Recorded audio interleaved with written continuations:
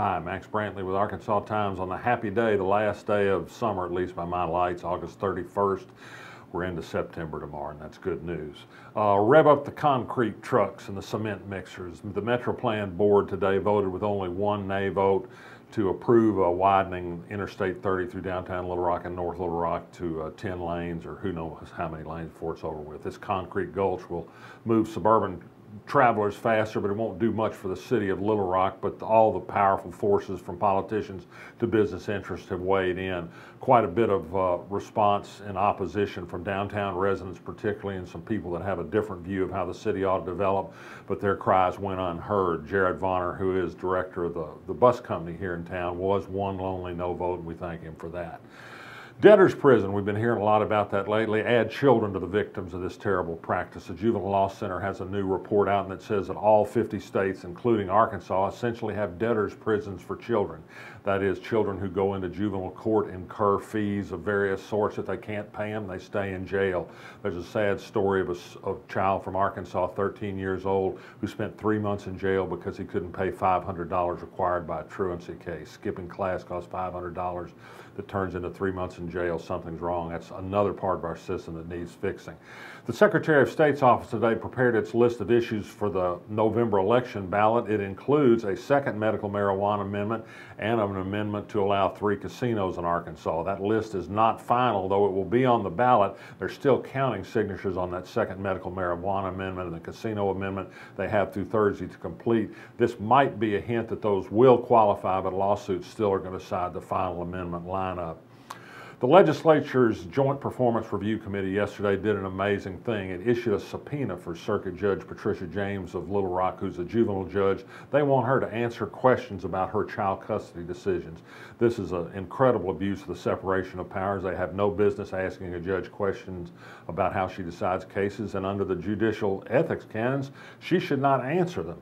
The issue here is that Judge James, sometimes to the dislike of some members of the legislature, doesn't always give custody of a child in need of services to a family member, but sometimes to a foster family. The judge of the state law does favor families in custody cases, but not to the extent that it goes against the safety of the child. Those are the decisions a judge should make. It's not a decision for the legislature to review, it's a decision for the state Supreme Court to review. That's how it ought to work. Our legislature is out of control, power mad. They've taken over power from the executive, now they want to take it over from the judicial too. We have a problem out there. There's an arrest been made, I'm happy to say, in a May death of an elderly woman on 11th Street, Gwendolyn Moorman. They've got a suspect in custody in that case today. An interesting read, I think, on the Arkansas blog today about a growing practice in Arkansas courts to grant some people, but not all people, secrecy in their divorce case filings. That is, from beginning to end, you can't find in the clerk's office record that these cases were filed. Turned up in a Court of Appeals case today, somewhat embarrassingly. My wife had a at least tangential role in the sealing of this case, so bad on her too.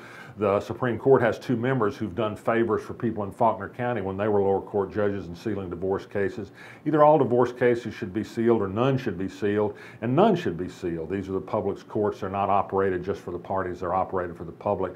A public record of their activities lets us know if they're doing their jobs right and impartially. Let's open up the cases. One person was killed in Bentonville today, the pilot of a single-engine plane. He crashed on takeoff, hitting a hangar at the Bentonville Municipal Airport. Sad news for Hot Springs, good news for Little Rock. The Miss Arkansas pageant, because of conflict arising from a change in pageant dates, will not be in Hot Springs next year for the first time after 58 years. Robinson Auditorium, newly renovated, will be home next year. Hot Springs says it hopes to get the business back. And finally, in the beauty pageant market, you might say, Noel Nickpour, who was a one-time political consultant in Little Rock, moved to Florida to find more fame and fortune, ran for Congress in a Republican primary down in Florida. She got 1% of the vote. That was good for dead last. She had money from big names like Rockefellers and Tysons and Bud Cummins and who knows what all, but it wasn't enough to win in Florida. I'm Max Brantley. I'll be back tomorrow.